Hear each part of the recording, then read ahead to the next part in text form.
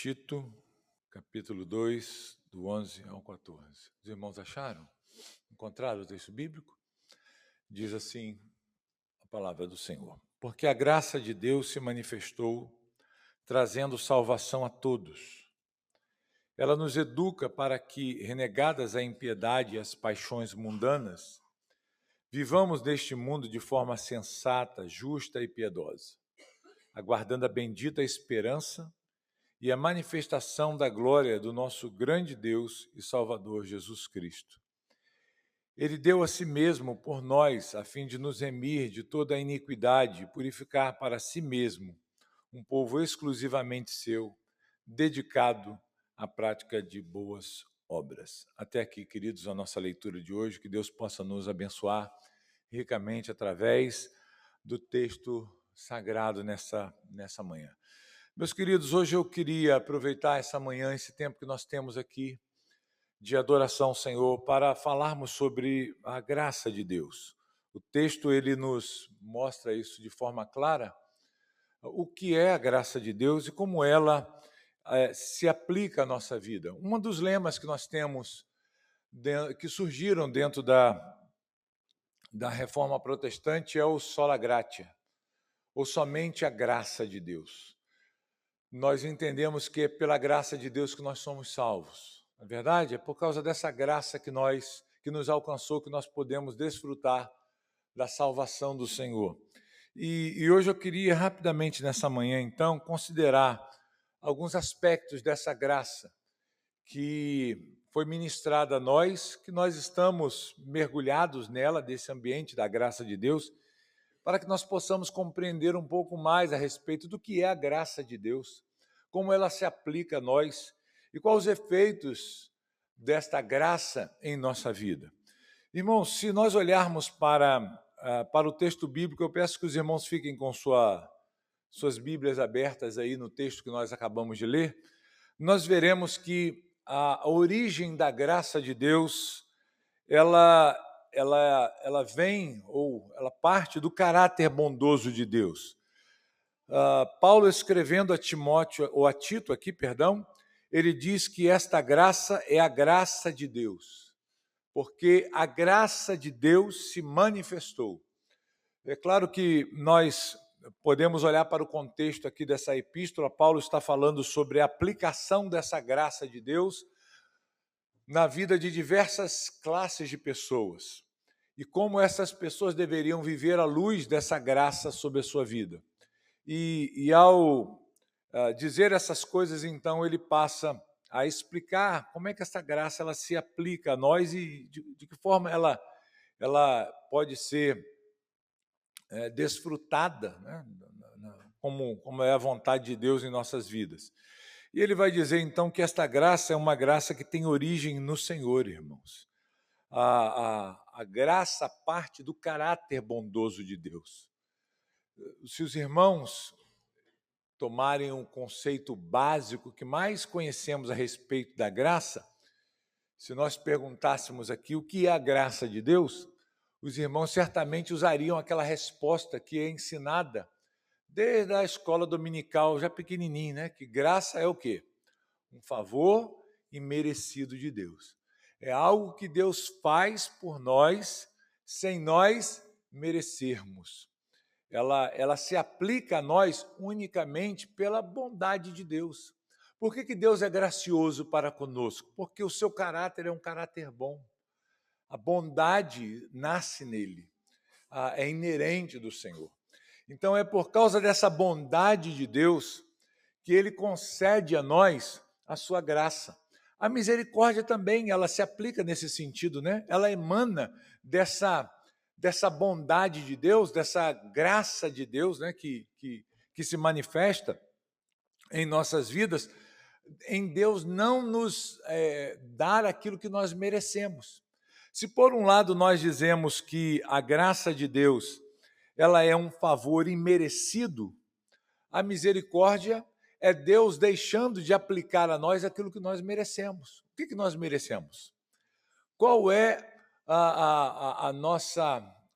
o nosso prêmio pela nossa iniquidade? É a condenação, é o juízo, é o sofrimento, é o padecimento. Mas Deus, ele é um Deus gracioso e ele é um Deus misericordioso também. Gracioso em nos conceder o que nós não merecemos, de forma alguma. E ele é misericordioso por não aplicar a nós aquilo que nós justamente merecíamos ou merecemos, que é a condenação. Então, são realidades que emanam do caráter de Deus. Nós aprendemos, quando nós estudamos essa teontologia, os atributos de Deus, o caráter, o ser de Deus, nós aprendemos essas coisas. Que Deus é um Deus gracioso, que Deus é um Deus misericordioso, que em sua bondade Deus nos concede graça, em sua bondade Ele aplica a nós a sua misericórdia. E quando Paulo escreve, então, esse texto a Tito, dando orientações a ele vai dizer que tudo isso que nós recebemos do Senhor emana da graça de Deus, ela parte da graça de Deus. Então, se nós perguntarmos qual é a origem dessa graça, nós podemos olhar para o texto e nós podemos dizer, essa graça é uma graça que emana do próprio Deus. Ela é advinda do caráter santo, bondoso, misericordioso de Deus. Porque Deus é bom, Ele concede a nós aquilo que nós não merecemos. Ele nos concede aquilo que não deveria ser aplicado a nós. Mas se nós continuarmos olhando o texto desta manhã, ainda no versículo 11, que nós estamos vendo, nós veremos a respeito dessa natureza da graça. Primeiro vimos aqui qual é a origem da graça de Deus. Ela parte da bondade de Deus, ela emana do próprio Deus, ela é a graça de Deus. Esse genitivo aqui, ele aponta para essa origem. E ela também, diz o texto que ela é salvadora. A graça de Deus, ela é salvadora, e isso nos mostra a natureza dessa graça. Qual o propósito da graça ser aplicada a nós? Ela é aplicada a nós para nos dar salvação. Paulo está mostrando exatamente isso, que o efeito desta graça, ou a ação dessa graça em nossas vidas, é de nos salvar, porque foi para exatamente isso que Deus ministrou a sua graça em nós, por meio de Cristo Jesus. Ela traz salvação. É uma graça, é uma bondade de Deus que vem até nós, nos concedendo a salvação dos nossos pecados.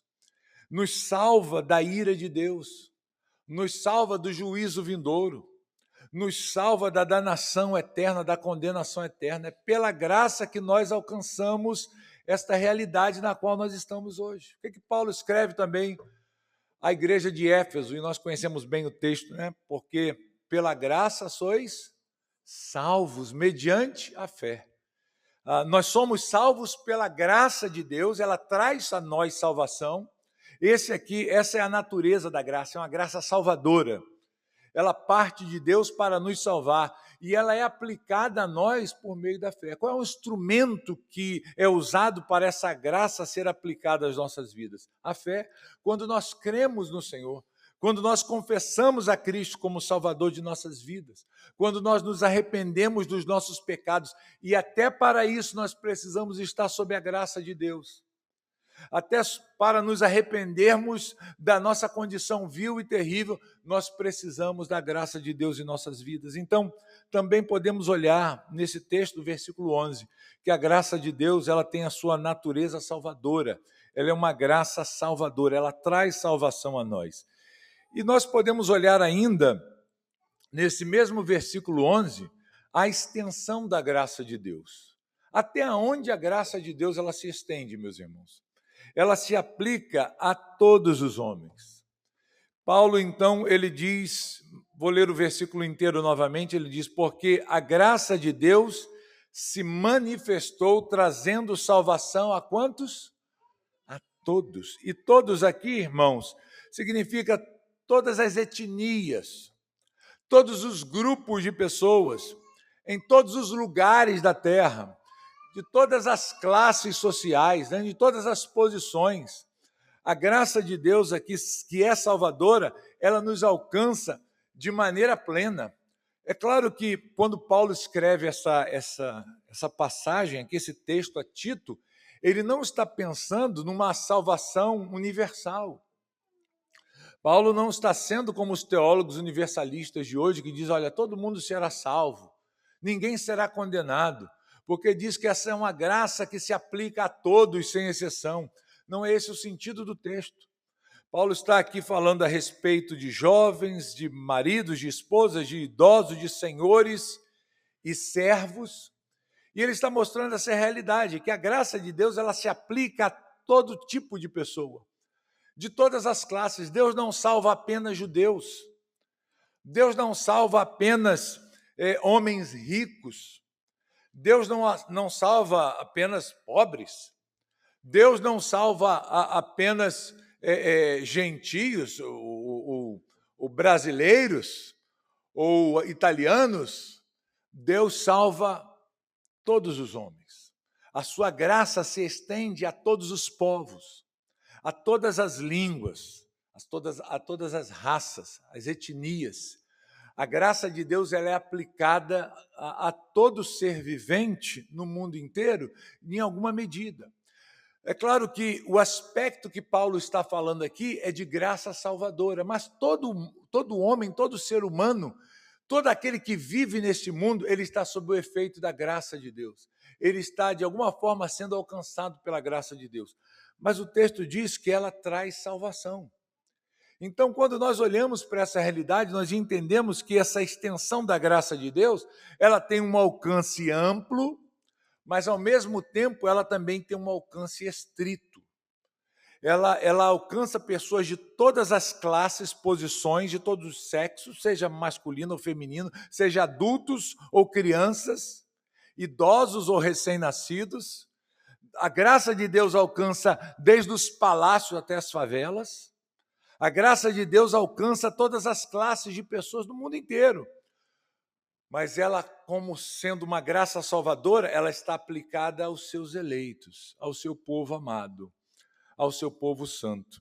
Agora, quais são as ações da graça de Deus e o que ela realiza em nossas vidas? Veja, se nós olharmos para o texto e continuarmos meditando nessa manhã, o texto vai nos dizer que ela é uma graça pedagógica.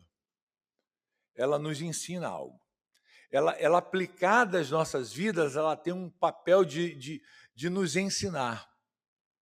E o que ela nos ensina?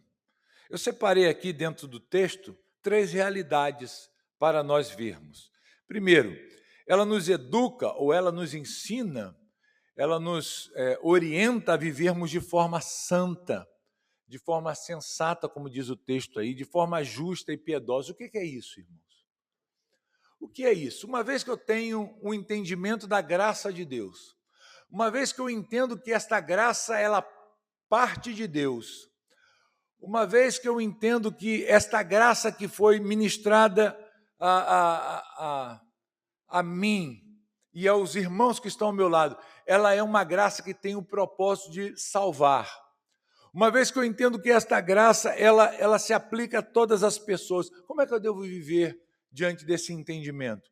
Bem, o texto nos mostra aqui que, sabendo dessas coisas, nós devemos viver de forma sensata, justa e piedosa. E o que é isso? É nós vivermos uma vida nesse mundo, queridos, afastado de tudo aquilo que desagrada ao Senhor. É nós vivermos afastados de tudo aquilo que entristece o nosso Deus, todo pecado. Ela nos educa a desejarmos as coisas santas, as coisas que são do Senhor, a rejeitarmos as coisas que são deste mundo, a impiedade, a iniquidade, a imoralidade, um viver ímpio e perverso, e sendo alvo da graça de Deus e tendo essa graça de Deus aplicada à minha vida, esta graça tem um papel de me ensinar a rejeitar essas coisas que nós observamos aí fora. E a nós desejarmos, passarmos a desejar essas coisas santas.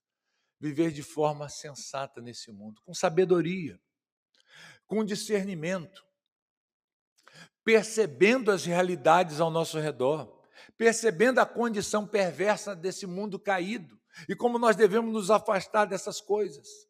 Ela me ensina, ela me educa a viver uma vida justa, a desejar aquilo que é correto, a não fazer aquilo que traz mal ou ofensa ou tristeza ou prejuízo ao meu próximo. Ela me ensina a viver de forma correta nesse mundo, desejando não apenas o bem para mim, mas para o meu próximo também, não roubando, não me corrompendo ou não corrompendo pessoas, não extraindo dos outros aquilo que não me pertence, ou me aproveitando da fragilidade de alguém, ou da simplicidade de alguém. A graça de Deus, queridos, ela muda completamente o nosso viver. Uma vez que eu estou sob a graça de Deus, uma vez que essa graça de Deus está aplicada à minha vida, eu passo a rejeitar tudo aquilo que o mundo ama e que eu amava também. E eu passo agora a buscar as coisas santas, eu passo a viver com sobriedade. Eu passo a viver nesse mundo de forma sensata, como deveria ser vivido, como Deus nos manda vivermos. Eu passo a viver de forma justa. O caráter justo de Deus, santo de Deus, está na minha vida também. E agora eu vou fazer e praticar a justiça. E eu vou viver de forma piedosa. O que é uma vida piedosa? É uma vida afastada da iniquidade, uma vida pia.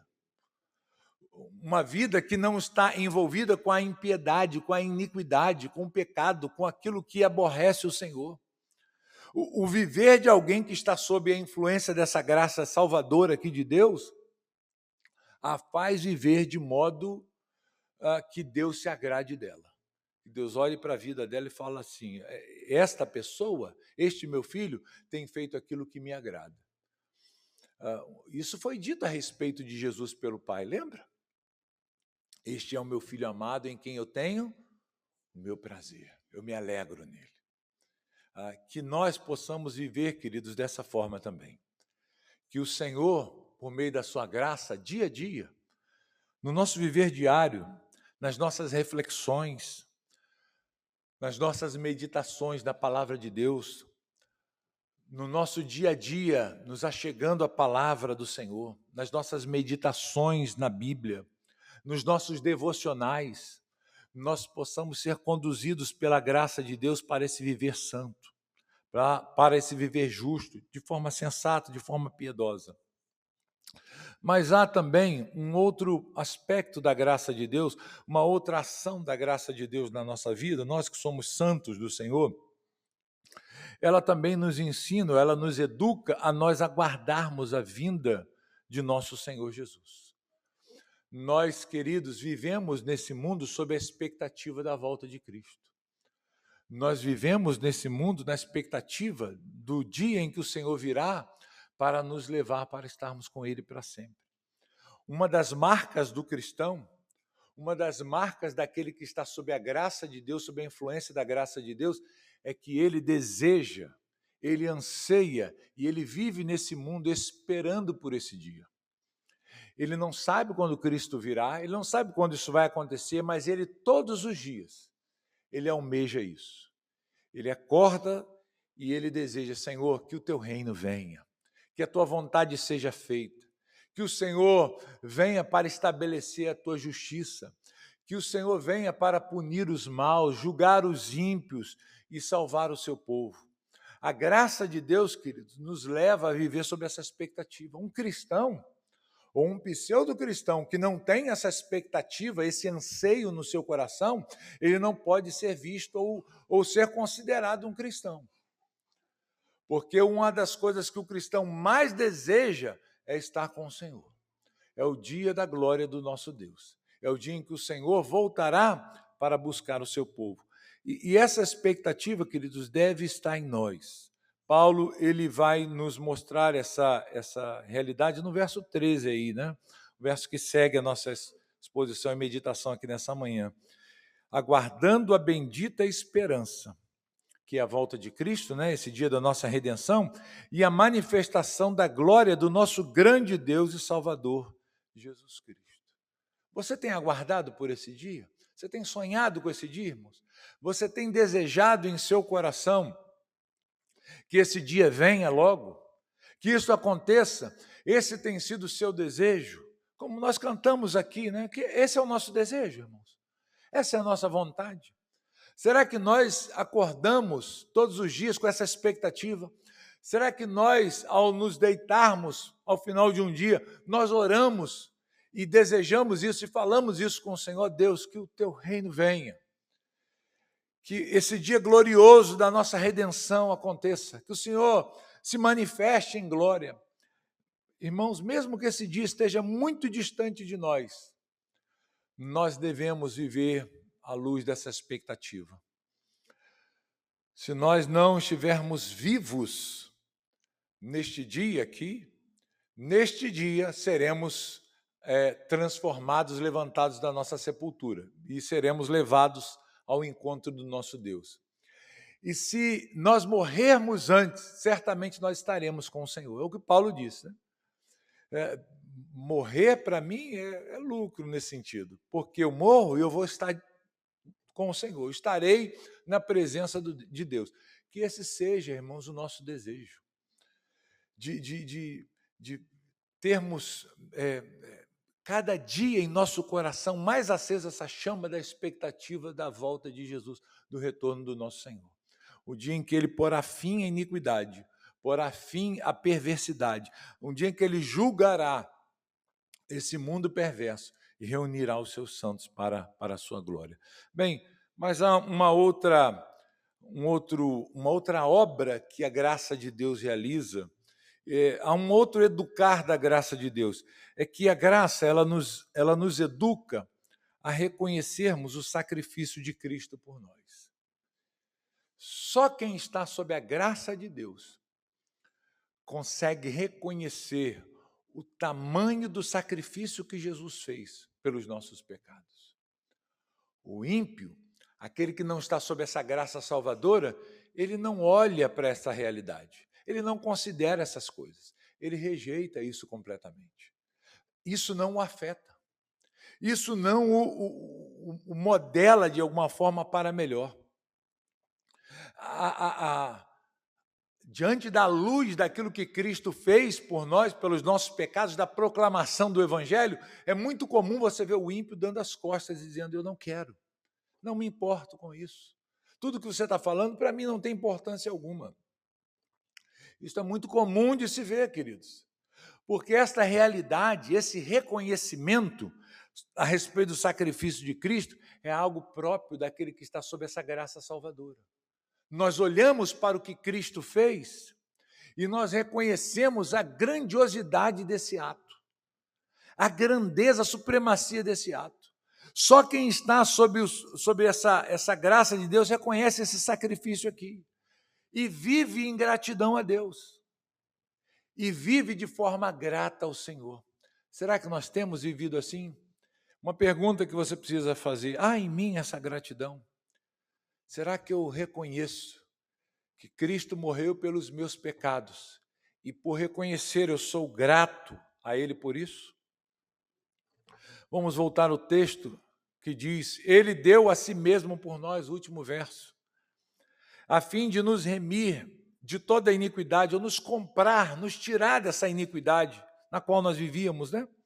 E purificar para si mesmo um povo exclusivamente seu, dedicado à prática de boas obras.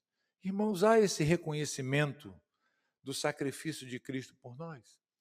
Há essa gratidão em nossos corações? É possível alguém até reconhecer e afirmar, não, ok, Jesus morreu pelos nossos pecados, mas eu não sou grato a isso. Eu não pedi para que Ele morresse por mim. Você já ouviu isso alguma vez? Eu já ouvi.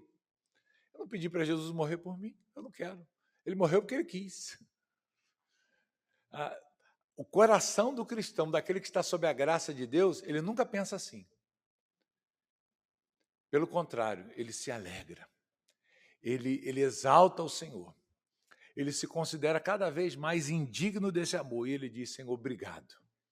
Obrigado porque o Senhor deu a sua vida em resgate da minha, para me tirar dessa iniquidade na qual eu estava vivendo.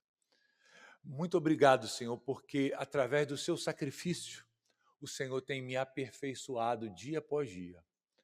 Dia após dia, eu tenho vivido agora em santidade, em honra ao nome de Deus. Dia após dia, eu estou me dedicando exclusivamente ao Senhor. O Senhor tem me santificado. Senhor, eu sou grato por isso. Irmãos, que nós possamos reconhecer, de fato, o valor da graça de Deus. Já virou um jargão na boca de muitos crentes essa expressão, só a graça. Qualquer situação que acontece, a pessoa fala, só a graça de Deus. Mas às vezes ela fala, nem sabe o que é isso. Ela nem entende o que significa isso. Eu espero que nessa manhã, à luz do que nós vimos aqui na carta de Paulo a Tito, nós possamos compreender um pouco mais a respeito dessa graça, que é tão grande que nós não conseguimos mergulhar nela tão profundamente e desvendar todos os seus âmbitos, em todas a sua extensão, mas que no pouco que nos foi revelado e que nós já descobrimos, que possamos nos alegrar no Senhor por isso, que possamos louvar ao Senhor por tudo aquilo que Ele manifestou em sua graça a nós. E que esse viver, queridos, à luz desse entendimento, seja um viver santo. Que cada dia mais, meu irmão, Deus possa purificar o seu coração, te limpar, te santificar, aperfeiçoar a sua vida cada vez mais, para que você viva como, de fato, povo de Deus, purificado, santificado e separado para a glória do Senhor. Que Deus possa nos abençoar e que, debaixo desse entendimento, possamos, nessa manhã, agora celebrarmos a mesa do Senhor. Hoje nós recordaremos, mais uma vez, o que Cristo fez por nós. Tudo isso que Paulo escreve aqui, a respeito do sacrifício de Cristo, aplicando, através disso aqui, a sua graça a nós, possa ser lembrado nessa manhã. E que, olhando para esta realidade, possamos nos alegrar em nosso Deus. Amém?